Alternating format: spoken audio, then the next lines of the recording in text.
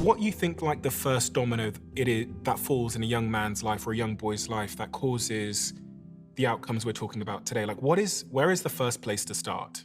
The point of failure, if you reverse engineered issues to, is when a boy loses a male role model.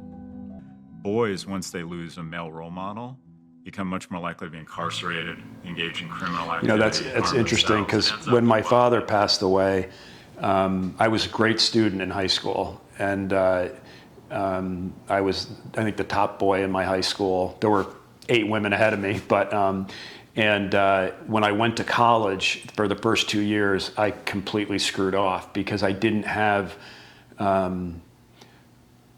I think in high school, a lot of my work ethic was driven around trying to impress my dad.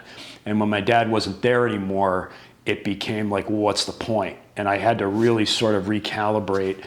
And I spent 2 years sort of floundering without that voice.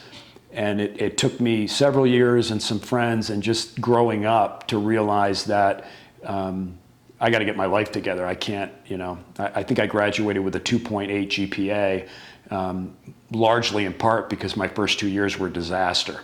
So it's interesting. I can relate to what he's saying about losing a male role model and how a boy can get lost.